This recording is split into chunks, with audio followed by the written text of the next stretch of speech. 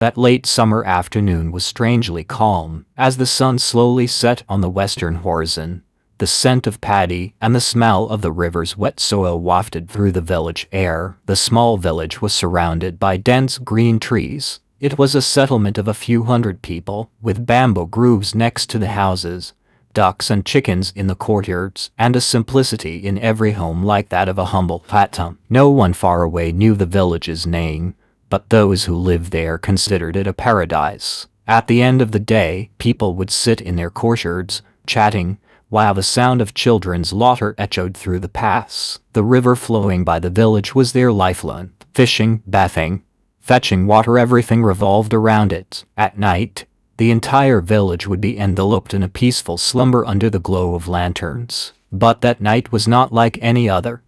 In the morning, people from the surrounding districts received the news the entire village had seemingly vanished. The houses, courtyards, and earthen stoves were all intact, but there were no people, there were no bodies, no signs of destruction, only countless footprints on the dew-soaked ground, small, large, male, female, all kinds of footprints. It was as if the footprints led from the village deep into the forest and then suddenly disappeared. At first, the neighboring people thought that perhaps everyone had gone somewhere together to a fair or a religious festival, but when days passed and no one returned, concern grew. The cattle were still tied up in their sheds. No one had released them. There was half-cooked rice in the cooking pots and vegetables next to the stoves. It seemed as though everyone had abruptly stood up and walked away, without having time to finish anything. The local administration sent a team to investigate the mystery of the village. They saw that the footprints disappeared into the forest, but there were no tire marks, vehicle tracks, or any other clues. It was as if people had just walked and then vanished into thin air. Surprisingly, there were no signs of a struggle, no blood, and no destruction. The news spread quickly. Journalists rushed in with their cameras, researchers arrived, and even rumor mongers gathered. Some said aliens had abducted them. Others claimed it was the result of an ancient curse. Still others suggested a secret military experiment. But whatever the explanation, the reality was a terrifying silence. The entire village had disappeared overnight, leaving only footprints behind. The administration analyzed the footprints. It was found that the number of footprints matched the village's population. There were tiny prints of children and the unsteady tracks of the elderly. But the question remained, where did they go, and why? The investigation continued for the next few weeks. The forest was searched, drums were flown, and even the army was deployed, but nothing was found.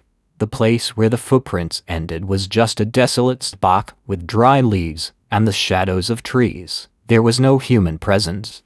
Relatives of the missing villagers who lived elsewhere came and wept, screamed, and called out the names of their loved ones, but there was no response. It felt as if the entire village had been wiped from the face of the earth. Meanwhile, fear spread among the local people. In the surrounding villages, people started bolting their doors at night, and no one dared to venture out alone. Panic spread everywhere. If that village disappeared today, could another one disappear tomorrow? Some people claimed they had seen strange lights in the night sky. Others said they heard unfamiliar sounds in the dead of night, like a whistle. Some even said the river water had suddenly turned black. Everyone told their own stories, but none could be proven. An old man claimed he had a dream in which he saw an invisible force summoning all the villagers. It was as if a hand was beckoning from the darkness, and everyone was walking away, hypnotized. They walked on their own. No one dragged them away, he said. As the investigation progressed, the mystery deepened. The government sent a special team. Scientists, soldiers, and forensic experts all tried to uncover the truth. The footprints were photographed and analyzed, but no abnormalities were found. They were the tracks of ordinary people walking, with no signs of any strange technology. Yet, it was impossible for people to vanish in such a manner. Deep in the forest, the team discovered that where the footprints ended, the air felt strangely heavy. The tree branches moved in an unsettling way, and even the birds were silent. At one point, it felt as if someone was watching them, Yet no one was visible. Even when the soldiers shone their torches, the darkness beyond the light seemed to grow thicker. That night, the investigation team stayed in one of the deserted village houses. As they were eating in the courtyard under the light of a lantern, dogs from a distance suddenly began to howl. Everyone fell silent.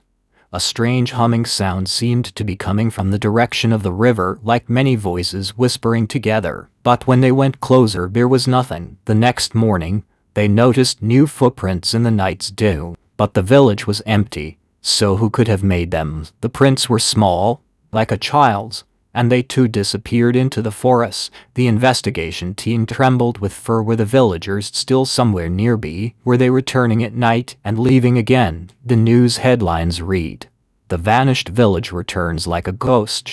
People from the cities came in droves to see, but no one dared to spend a night in the village. Those who did said they had strange dreams in which the villagers were calling them, saying, "Come with us, follow our path." A journalist's camera captured a blurry image of a group of people. It wasn't clear, but it looked as if the villagers were appearing from somewhere and then vanishing again. This photograph only fueled the mystery. The river next to the village was unnaturally calm. No ripples formed on the water, as if time had stopped there. Divers searched the river but found nothing. However, local fishermen said they had seen lights descending into the river at night. A bluish light would cover the entire river and then suddenly disappear. An old researcher suggested that many years ago, an ancient civilization existed in this region. They supposedly performed a ritual to summon their gods. Perhaps that ritual had been reactivated in some way. This village might have been built on that cursed ground, he speculated. Meanwhile, the relatives of the missing villagers were growing restless. They pressured the administration to find the truth. One person cried, "Where is my little daughters? She would never go anywhere alone." Someone's father, someone's mother, someone's brother was gone. The area was fraught with a mixture of grief and fear. Some people secretly began chanting mantras in the forest. Local priests and holy men arrived. They said this was not the work of humans, but of something else. But no one could explain how an entire village could disappear overnight. One night, a team of soldiers was on guard. Suddenly, they saw lights flickering in the distance within the forest. It looked like dozens of lanterns were moving. They ran towards the lights, but as they got closer, the lights went out. Later, they reported hearing the sound of footsteps and a mixture of laughter and crying. It was as if the villagers were alive, but in another world. After this incident, the village was declared completely forbidden. A fence was put up, and ordinary people were not allowed to enter. But no matter how much they tried to hide it, the news continued to spread. Many said the government was hiding the truth. Some classified information was leaked. Investigators had supposedly recorded sounds that were not human language. These sounds emanated from the forest late at night, like many voices calling in unison. Scientists analyzed the recordings and found that the sounds were outside the range of the human voice, at a very low and strange frequency. Some theorized it was the work of aliens. Others suggested a secret research facility was located beneath the village, and something terrible had happened there. But these were all just theories. No one knew the truth. On a night when the sky was unusually silent, the soldiers on patrol witnessed another strange sight. Light seemed to be emanating from within the dilapidated huts of the village. They shone their torches and went inside, but there was nothing, just an empty room, dry dust on the floor, and an unfamiliar cold scent in the air. Yet, just moments before, it had looked as if a fire was burning or a lantern was flickering inside. The next morning, a startling event occurred. One of the soldiers went missing. When they did a head count at the end of the night, one person was missing. His bed in the tent was untouched. His shoes were by its side, and his weapon was there, but the man was gone. The others swore they hadn't heard or seen a thing. It was a repetition of the same phenomenon. Someone had vanished without a trace. Frightened, the administration withdrew the soldiers as the mystery deepened. A rumor spread outside. The village's curse is now consuming the soldiers. Around this time, a local journalist released an audio recording. He claimed that as he was walking by the village at night, He heard a song. The melody sounded like an old folk song, but the voices were of many people singing together. It was as if an invisible procession was walking by, singing, and heading towards an unknown destination. After listening to the recording, many were shaken because the tune was indeed identified as a psalm of the village's people. But the most terrifying incident happened a week later. Several people from the neighboring villages disappeared in the same way. They had all gone to the forbidden village to search for their missing relatives. 5 people went in, but only 2 returned. The eyes of those who came back were vacant. They couldn't speak. They only whispered, "They are calling. They are calling us inside," before they lost consciousness. Doctors examined them, but found nothing wrong. There were no physical injuries. Their blood pressure was normal, but their brains showed signs of strange pressure. It was as if a terrifying influence had suppressed their memories. After this incident, the area was permanently sealed off. No one was allowed to enter, and soldiers stood guard all around. Yet, every night, the same strange sounds were heard: the cries of a baby, the laughter of a woman, the sound of footsteps. When scientists re-examined the footprints, they noticed new marks appearing on the ground, even though no one was around. It was as if invisible beings were walking, leaving their prints behind. The most horrifying discovery was that some of the prints were gradually growing larger. At first, they were like a child's small feet, but a few days later, the same prints were much bigger. It was as if some unseen entity was aging before their eyes. Meanwhile,